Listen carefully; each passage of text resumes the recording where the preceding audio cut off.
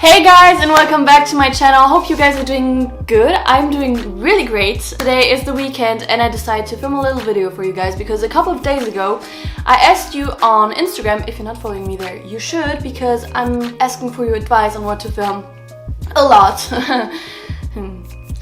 But anyways, yeah, I asked you guys if you want to see how I'm taking pictures as the narcissist that I am in quarantine, because I don't know where you live, but where I live we have the second lockdown and currently it's not fun, let's be honest. All of my shootings have been cancelled and I cannot work, so I need to create content from home on my own.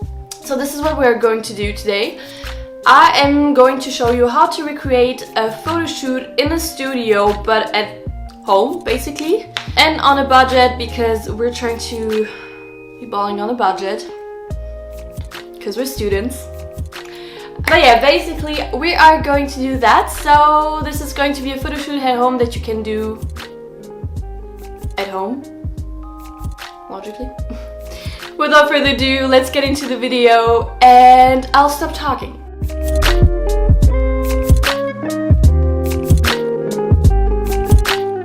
So the first thing that you're going to need, of course, is a backdrop, or you can just use a plain white wall. This is usually what I'm doing, using white wall.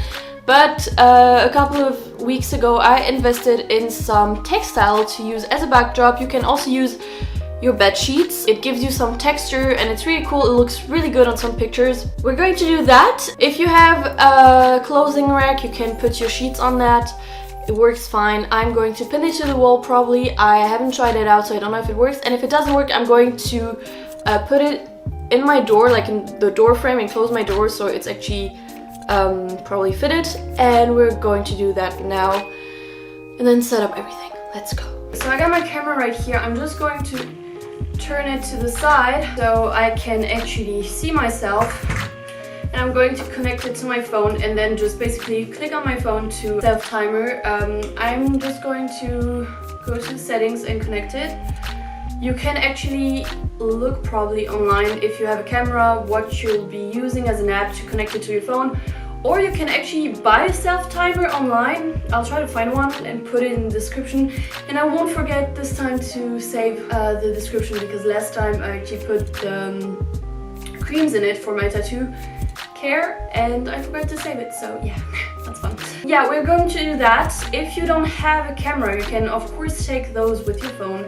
Doesn't matter, the quality nowadays is great, so yeah. Also, you can just film yourself and then take screenshots, but I wouldn't recommend that because the quality is low afterwards and it's kind of annoying. Edit the picture, yeah. So as you guys can see, it's on my phone, and when I'm just clicking, it's going to make a noise probably.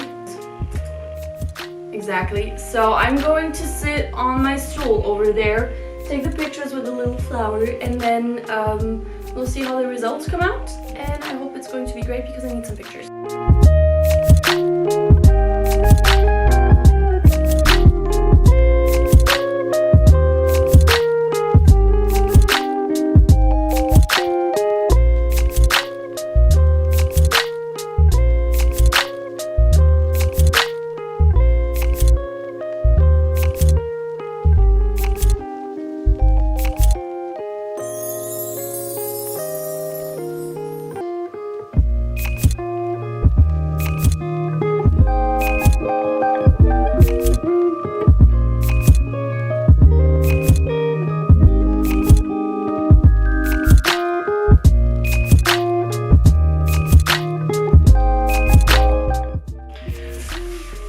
Okay, so the first shooting is done. I'm going to quickly change, probably do my hair quickly in another hairstyle because it's not really hairstyle right now.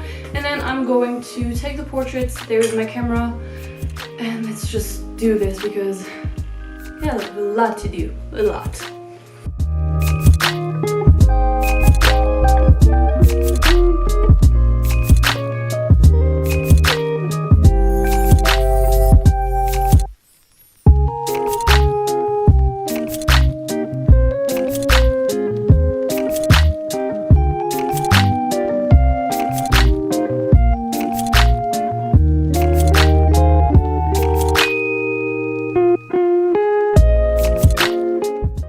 Okay, so for the third and last shoot, we are going to make some, what's it called? Fashion pictures, because I want to do like a little more detail of what I'm wearing, because a couple of people have asked me what I'm wearing. So yeah, this is what we're going to do. I'm using the same backdrop as last time. I picked up a plant from my mom. There's this tool that you can probably, there you can see. So this is the setup, basically. And we're going to be using that to do a little shoot and enjoy.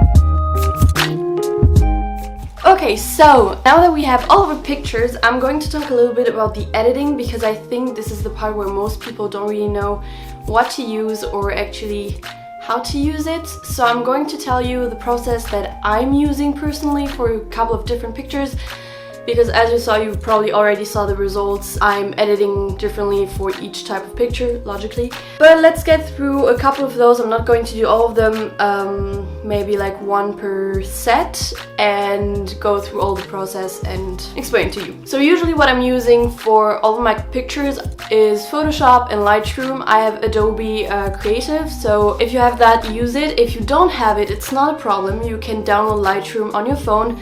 It's for free, or you can also use Visco, but please, I'm begging you, please don't use Instagram filters. I mean, I know that nowadays they're better than when Instagram started, but it's still not great.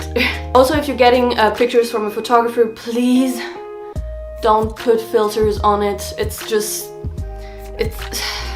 No, don't ruin the work, because we spend sometimes hours on editing a picture and it can be pretty frustrating, so please don't do that. I'm going to put the before and after. So the process of it, you guys saw me take all of the shots of the flower around my head, and basically what I did is for each picture I framed it out, cut it out, and then implemented in the first picture, erased all of the surrounding of the flowers so it melts together.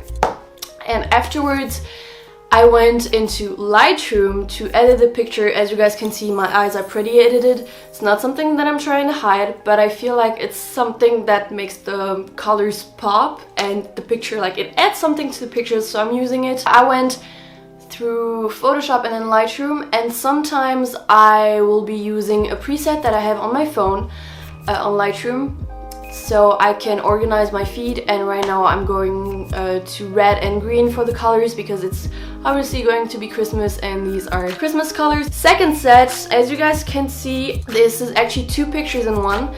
So I did take two portraits and then in Photoshop implemented a layer, put the second picture on top, and I put the opacity down so the first picture can pick through, and then I went into Lightroom and edited the picture the way I wanted to. It turned out black and gray. I think it's my favorite from the two. But yeah, this is for the second picture. Let's move on to the third, because it's basically the same process all the time. Actually, the third, I only changed the color on Lightroom, and then I went ahead in my phone with the presets that I have, a fall preset to coordinate, to have a harmony in all the pictures. You can find a lot of presets online, and you can find a lot of videos on YouTube actually that teach you how to make some presets or how to make your own presets. This is how I learned, and honestly, if you get into photography or if you want to have a beautiful feed, I wouldn't recommend you using only presets, but it is a way to start. But yeah, that would be everything for this video. I hope you guys liked it and that it helped you a little bit. I really had fun shooting all of these pictures, so I hope you guys liked it too. And until next time, please subscribe, please share, and please like this video. It would really, really mean a lot to me. And I'll see you in next week's video. Bye!